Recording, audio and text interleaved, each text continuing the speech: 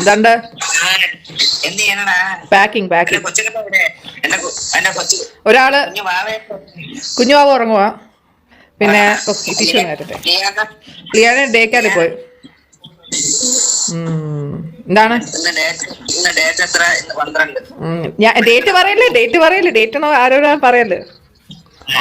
ഞാൻ എന്തായാലും ഇങ്ങനെ ദിവസങ്ങൾ എണ്ണി ഇരിക്കുകയാണ് മക്കളെ എന്റെ കുട്ടികളെ കാണാൻ. കാരണം എനിക്ക് താരമില്ല. ഞാൻ ഒറ്റയ്ക്കായി. അങ്ങനെ നമ്മൾ വരുമ്പോ അമ്മൂമ്മ വിചാരിക്കും പണ്ടാരം എല്ലാം കെട്ടി എടുത്തോണ്ട് വന്നു. ഇത്ര നാൾ സമാധാനം ഉള്ളത് ഞാൻ ഇപ്പഴാണ് അറിഞ്ഞതെന്ന്. എല്ലാ മക്കളെ എന്തായാലും എന്റെ അപ്പൂപ്പൻ പോയി അന്ന് തൊട്ട് ഞാൻ ഒറ്റയ്ക്കായി. എനിക്ക് ആരെടുത്തരും ഇല്ല. എന്നത്തെ ആകെ പ്രശ്നം ഒരു ആത്മാർത്ഥതയുള്ള ഒരു ജോലിക്കാരും ഇല്ല. ആരും ഒരു ഫോൺ കോൾ പോലും ചെയ്യാനില്ല. അത് കാരണം ഇപ്പൊ എനിക്ക് ഇത്രയും BP കൂടി, ഹൈ BP ആണ്. അത്രയ്ക്ക് വയ്യാതെയാണ് മോനെ ഇരിക്കുന്നത്. അതുകൊണ്ട് ഞാൻ വരട്ടെ ആയിരുന്നല്ലോ കെട്ടിപ്പിടിക്കണമായിരുന്നു. അതുകൊണ്ട് ഈ പ്രോഗ്രാം ആരെങ്കിലും കാണുന്നുണ്ടെങ്കിൽ നിങ്ങളുടെ അമ്മ അല്ലെ നിങ്ങളുടെ അച്ഛൻ ആരെങ്കിലും പ്രായമായിട്ടൊക്കെ ഇരിക്കുന്നു, അല്ലെ പ്രായമൊന്നും നോക്കണ്ട, അവരെ എല്ലാവരെയും തൊടണം, കെട്ടിപ്പിടിക്കണം, പറ്റിയാൽ ഉമ്മ കൊടുക്കണം, അവരുടെ അടുത്ത് സ്നേഹത്തിൽ പെരുമാറണം. ഒരു ദിവസം ഉണ്ടാവും ഇവരില്ലാതെ വരുന്നൊരവസ്ഥ. അന്നേരം അതിന്റെ പെയിൻ അറിയത്തുള്ളൂ. എന്റെ അപ്പൂപ്പൻ പോയി അന്ന് തൊട്ട് ഞാൻ ഒറ്റയ്ക്കായി. എനിക്ക് ആരെടുത്തരും ഇല്ല. എന്റെ അപ്പൂപ്പൻ പോയി അന്ന് തൊട്ട് ഞാൻ ഒറ്റയ്ക്കായി. എനിക്ക് ആരെടുത്തരും ഇല്ല.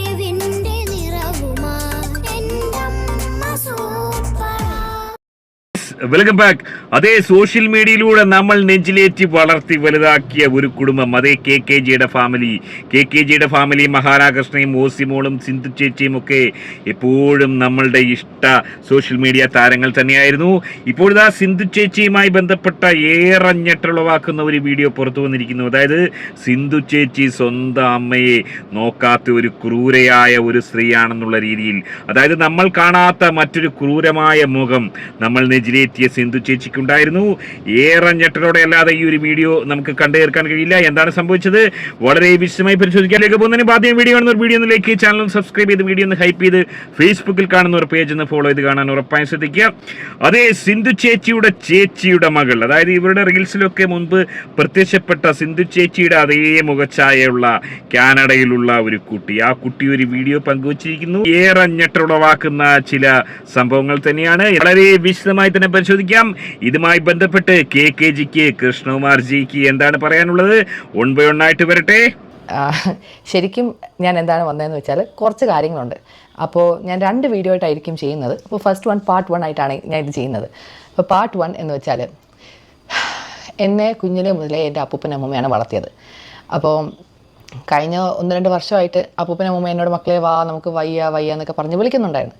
അപ്പോൾ എൻ്റെ മനസ്സിൽ ഞാൻ വിചാരിച്ചു ഓക്കെ അമ്മൂമ്മയ്ക്ക് അപ്പൂപ്പനുണ്ട്, അപ്പൂപ്പന് അമ്മൂമ്മയുണ്ട്. പിന്നെ കഴിഞ്ഞ 1 വർഷം അപ്പൂപ്പന് ഹോം നേഴ്സ് ഉണ്ടായിരുന്നു. പിന്നെ അവർക്ക് വീട് തൂത്ത് തുടയ്ക്കാൻ ആളുണ്ടായിരുന്നു. അപ്പം ഞാൻ മാസം അങ്ങോട്ട് പൈസ അയച്ചു കൊടുക്കുമായിരുന്നു. ഇതിൻ്റെയൊക്കെ ചിലവിന് വേണ്ടിയിട്ട് എന്നെക്കൂടെ പറ്റുന്ന അത്രയും ഞാൻ അയച്ചു കൊടുക്കുന്നു. കാരണം എനിക്ക് ലീൻ്റെ കാര്യങ്ങൾ നോക്കണമായിരുന്നു. ഞാനിപ്പോൾ കഴിഞ്ഞ 1 വർഷമായിട്ടല്ലേ യുജുവായിട്ട് വീണ്ടും അടുത്തത്. അപ്പോൾ അതുവരെ എന്നെക്കൊണ്ട് വീട്ടിലെ കാര്യങ്ങളും അങ്ങനെ എന്നെക്കൊണ്ട് പറ്റുന്ന അത്രയും ഞാൻ സ്പെൻഡ് ചെയ്യാൻ വേണ്ടി അയക്കുമായിരുന്നു. പിന്നെ ഈ ഹോം നേഴ്സിനല്ല വൃത്തിയാക്കാൻ വേണ്ടിയിട്ടുള്ള ആൾക്കാർക്ക് ഞാൻ അയക്കുമായിരുന്നു. അപ്പോൾ അവരുണ്ടല്ലോ എന്നുള്ളൊരു ധൈര്യത്തിന് ഞാൻ പിന്നെ അവരെ വിളിക്കുമ്പോൾ വരാം ആലോചിക്കാം എന്നൊക്കെ പറഞ്ഞ് ഞാൻ ഇരിക്കുമായിരുന്നു. അവസാനം ഞാൻ പ്രഗ്നൻ്റ് ആയ സമയത്ത് അപ്പൂപ്പൻ മക്കളെ നീ വരുന്നില്ലേ, മക്കളെ നീ എപ്പോൾ വരും. അപ്പോൾ ഞാൻ അപ്പോൾ ചുമ്മാ അപ്പൂപ്പ ഞാൻ എന്തായാലും ഇനി കൊച്ചു ജനിച്ച് കുറച്ച് മാസം കഴിഞ്ഞിട്ട് ഞാൻ അങ്ങോട്ടേക്ക് വരാം. നിങ്ങൾക്ക് രണ്ടുപേരും അങ്ങോട്ടും ഇങ്ങോട്ടും നിങ്ങളുണ്ടല്ലോ. അത് മാത്രമല്ല ഈ ജോലിക്ക് വരുന്ന ആൾക്കാരും സ്ഥിരം നിൽക്കുന്നില്ലായിരുന്നു. നമ്മുടെ ഇച്ചിരി വലിയ വീടാണ്, അവിടെ ഒരു 5 ബെഡ്റൂമുള്ള വീടാണ്. അപ്പോൾ അതെല്ലാം മൊത്തം ഡെയിലി വൃത്തിയാക്കുന്നത് ഇച്ചിരി ബുദ്ധിമുട്ടാണെന്ന് പറഞ്ഞിട്ട് അങ്ങനെ സ്ഥിരം ആൾക്കാർക്ക് നിൽക്കാൻ ബുദ്ധിമുട്ടായിരുന്നു. അതല്ല എങ്കിലും വരുന്ന ആൾക്കാർക്ക് എന്തെങ്കിലും കാര്യങ്ങൾ കാണും. ലൈക്ക് അവർക്ക് കുറച്ച് കഴിയുമ്പോൾ ഒരാളുടെ അമ്മയ്ക്ക് വയ്യാതെയായി, പിന്നെ അങ്ങനെ കുറച്ച് കാര്യങ്ങളുണ്ടായിരുന്നു. എന്നാലും ഞാൻ അമ്മൂമ്മ അപ്പൂപ്പനോട് പറഞ്ഞ് അഡ്ജസ്റ്റ് ചെയ്യുക, എന്തെങ്കിലും ആവട്ടെ എന്നൊക്കെ പറഞ്ഞ്. എന്നാൽ അവസാനം എൻ്റെ വളകാപ്പിൻ്റെ തലേ ദിവസം വരെ അപ്പൂ പറഞ്ഞ് മക്കളെ നീ വന്ന് വരും. ഞാൻ വരാം അപ്പൂപ്പ, ടിക്കറ്റൊന്നും എടുത്തില്ല, നീ സമയമുണ്ടല്ലോ, എന്തിനാണ് നിങ്ങൾ കിടന്നെ ചുമ്മാ ഇപ്പോഴേ വിളിക്കുകയെന്ന് പറഞ്ഞ് ഞാൻ വഴക്ക് വരെ പറഞ്ഞ്. അതിൻ്റെ പിറ്റേ ദിവസം രാവിലെയാണ് ഞാൻ അറിയുന്നത് അപ്പൂപ്പൻ ഇങ്ങനെ മരിച്ചു പോയെന്ന്. അതും കൂടെ ആയിരുന്നപ്പോൾ ഞാൻ ഭയങ്കര റിഗ്രറ്റ് ആയിരുന്നു. കാരണം എന്നെ അവരാണ് വളർത്തിയത്. അപ്പോൾ അവസാനം എന്നെ 1-2 വർഷം നീ വാന്ന് വിളിച്ചിട്ട് ഞാൻ വന്നില്ല. കാരണം ഞാൻ പൈസ ഉണ്ടാക്കുന്നു, എനിക്കിങ്ങനെ കുറേ പൈസ ഉണ്ടാക്കുന്നു, എനിക്ക് അവിടെ ക്യാൻറ്റീനിലൊരു വീട് വെക്കണം, ഇങ്ങനെയൊക്കെയായിരുന്നു എൻ്റെ പരിപാടി, പ്ലാനും. അപ്പോൾ അവരെ വീട് വെക്കണം എന്തിനാണെന്ന് വെച്ചാൽ ഞാൻ നിൽക്കുന്ന ഒരു ചെറിയ 2 അപ്പാർട്ട്മെൻറ്റ് ഹൗസായിരുന്നു. അത് നിങ്ങൾ എൻ്റെ വീഡിയോ കണ്ട് നിങ്ങൾക്ക് മനസ്സിലായി കാണും. അത് മറ്റേ ലോ ഇൻകം ആയിട്ടുള്ള ഞാൻ പണ്ട് പഠിച്ചുകൊണ്ടിരുന്ന സമയത്ത് കയറിയ ബിൽഡിങ്ങാണ്. അപ്പോൾ അവരെ കൊണ്ടുവരണമെങ്കിൽ സൂപ്പർവൈസറെങ്കിൽ കൊണ്ടുവരണമെന്ന് ആഗ്രഹമായിരുന്നു.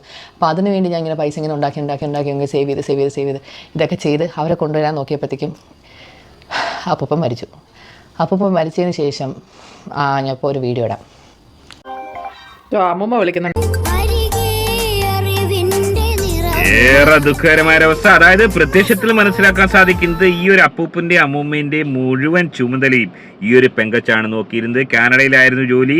അവിടെ നിന്ന് ഓൾക്കുള്ള സമ്പാദ്യത്തിൽ നിന്നും ഒരു വിഹിതം അയച്ചു കൊടുത്ത് അപ്പൂപ്പന്റെ അമ്മൂമ്മയുടെ കാര്യങ്ങൾ നോക്കുമ്പോൾ അപ്പൂപ്പനും അമ്മൂമ്മയ്ക്കും തങ്ങൾക്ക് സ്നേഹിക്കാൻ തങ്ങളുടെ അടുത്ത് ഒരാളില്ലാത്തതിൻ്റെ ഏറെ വേദനകളിലൂടെ കടന്നു പോകുന്ന ഒരു സാഹചര്യം കൊണ്ടായിരിക്കാം ഒരുപക്ഷെ ഈ കൊച്ചുമകൾ നാട്ടിലേക്ക് വരണമെന്ന് എപ്പോഴും പറഞ്ഞുകൊണ്ടേയിരുന്നു. പിന്നീട് എന്താണ് സംഭവിച്ചത്? അതായത് ഈ സംഭവം നടക്കുമ്പോൾ കൃഷ്ണകുമാർജിയുടെ ഫാമിലിയിലെ 4-5 പേരാണെന്ന് 5-6 പേര് മക്കളുണ്ട്, ചെറുമക്കളുണ്ട്. അവരൊന്നും ഈ അപ്പൂപ്പനും അമ്മൂമ്മയും തിരിഞ്ഞു നോക്കിയില്ല. ഏറെ ദുഃഖകരമായ ഒരവസ്ഥ.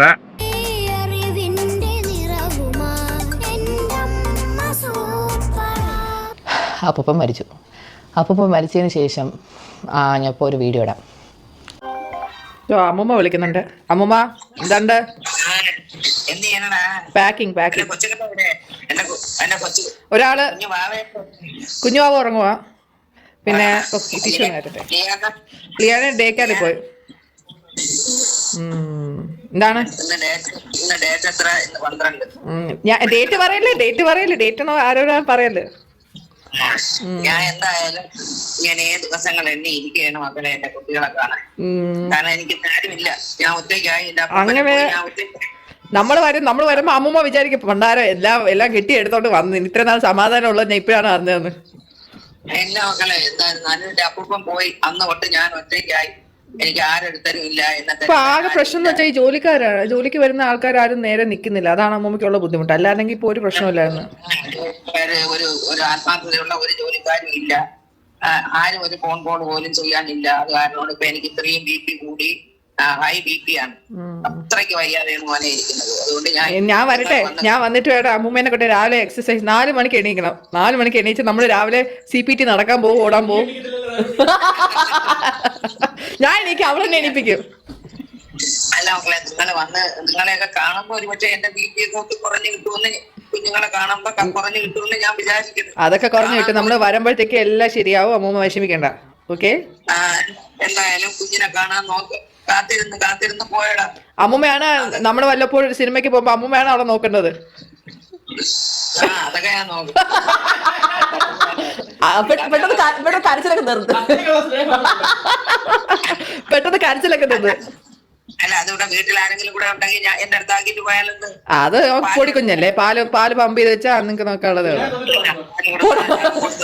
കഴിഞ്ഞ പ്രാവശ്യം ലിയനെ കൊടുത്തു വിട്ടപ്പോ അമ്മമ്മ അയ്യോ കൊച്ചു കരയുന്നേ, അവള് മരിക്കാണേ എന്നൊക്കെ. പിന്നെ എന്റെ കൊച്ചു കരഞ്ഞോണ്ടിരുന്നാ പിന്നെ എനിക്ക് അതൊക്കെ എനിക്ക് വിഷമമാണ്. അതിനൊന്നും അവര് കരയാൻ പാടില്ല. അവരെപ്പോഴും ചിരിച്ച് നന്നായിട്ടിരുന്നാലല്ലേ. എനിക്ക് അമ്മമ്മ ആദ്യം കരയാതെ ചിരിച്ചിരിക്കുക, അതാവുമ്പോ നമുക്കും സന്തോഷമാവും കേട്ടാ. ഇനി അമ്മമ്മ വിഷമിക്കണ്ട, നമ്മൾ പാക്കിങ് നടത്തട്ടെ. അപ്പൊ എന്തായാലും അമ്മൂമ്മ ഉറങ്ങിക്കോ.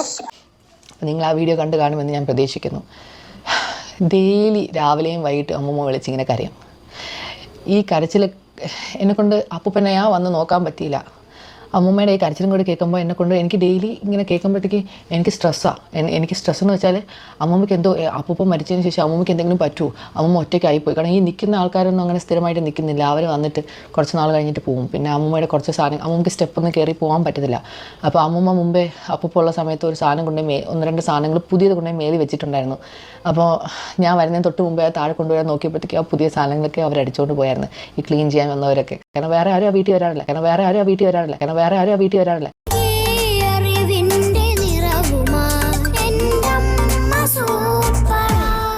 ഏറെ ദുഃഖകരമായ ഒരു അല്ല സിന്ധു ചേച്ചി. ഈ ഒരു കൊച്ചുമക്കൾക്കുള്ള സ്നേഹമെങ്കിലും താങ്കൾക്ക് താങ്കളുടെ അമ്മയോടുണ്ടായിരുന്നെങ്കിൽ ഈ അമ്മ ഇങ്ങനെ പൊട്ടിക്കരയുമായിരുന്നോ?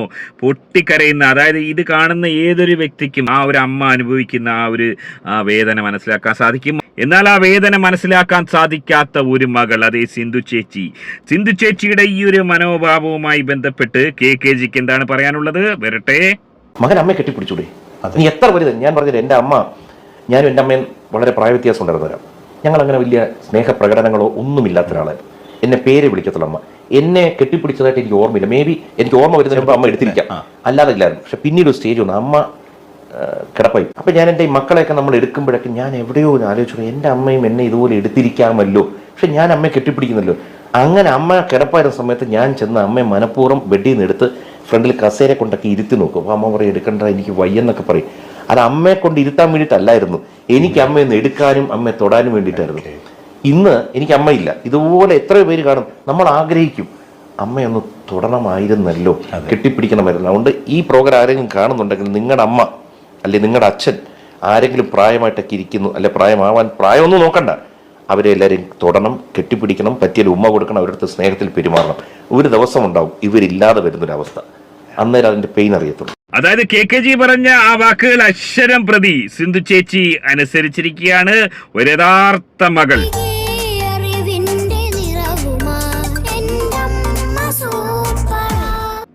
അതെ, KKG പറഞ്ഞതുപോലെ സദാസമയവും തന്റെ അമ്മയെ പോയി കണ്ട് കെട്ടിപ്പിടിക്കുന്നു, ഉമ്മ കൊടുക്കുന്നു, അമ്മയ്ക്ക് വേണ്ടതെല്ലാം ചെയ്തു കൊടുക്കുന്നു. ഇതുപോലൊരു മകളെ കിട്ടിയ സുഹൃതം ഏറെ സുഖകരമായൊരവസ്ഥ. അതുപോലൊരു വേദനയില്ല. എന്നെ ലാസ്റ്റ് വരെ മക്കളെ വാ, നീ എന്നെ നമ്മൾ നോക്ക്, നമ്മുടെ കാര്യങ്ങൾ നോക്കാൻ നീ മാത്രമേ ഉള്ളൂ എന്നൊക്കെ പറഞ്ഞ് കരഞ്ഞിട്ട് ഞാൻ പറഞ്ഞില്ല, അവിടെ എല്ലാവരും നിങ്ങൾ നോക്കാൻ ആൾക്കാരുണ്ടല്ലോ, പിന്നെ എന്തിനാണ് നിങ്ങൾ എന്നെ വിളിക്കുന്നത്? ഞാൻ ഇവിടെ ക്യാൻറ്റീനിൽ എന്തെങ്കിലും പൈസ ഉണ്ടാക്കിയാലല്ലേ എനിക്ക് നിങ്ങളെ ഇവിടെ ക്യാൻറ്റീനിലേക്ക് കൊണ്ടുവരാൻ പറ്റുള്ളൂ. അപ്പോൾ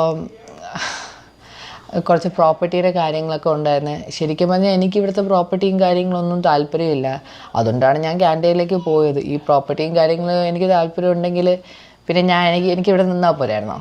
ഞാൻ ക്യാൻറ്റീനിൽ പോയത് എനിക്ക് എൻ്റേതായ രീതിയിൽ ഓരോ കാര്യങ്ങളും, ഇപ്പോൾ ഞാൻ മാനേജ്മെൻറ്റ് ലെവലിൽ അത്രയ്ക്കും കയറിപ്പോയത് ഞാൻ സാധാ കെയർ ഹോമിലെ ആൾക്കാരെ, ഈ പ്രായമുള്ള ആൾക്കാരെ നോക്കിയാണ് തുടങ്ങിയത്. അങ്ങനെ തുടങ്ങിയിട്ട് അവിടെ നിന്ന് ഞാൻ കയറിയാണ് എനിക്ക് പ്രോഗ്രാം മാനേജറിൻ്റെ വരെ പൊസിഷൻ അപ്ലൈ ചെയ്ത് അവർ തരാമെന്ന് പറഞ്ഞു.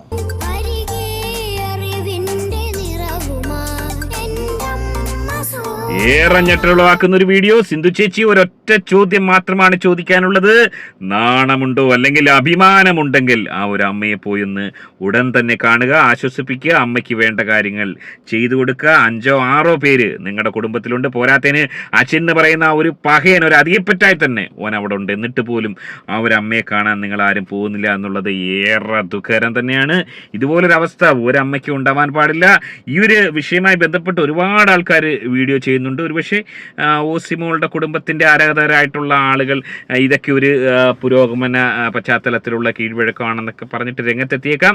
എനിവേ, എങ്ങനെയാണ് നിങ്ങൾ ഇതിനെ കാണുന്നത്? സിന്ധു ചേച്ചിയുടെ ഈ ഒരു നിലപാടിനെ നിങ്ങൾ എങ്ങനെ വിലയിരുത്തുന്നത്? നമ്മൾ നെഞ്ചിലേറ്റിയ സിന്ധു ചേച്ചി ഇത്തരക്കാരിയായിരുന്നു.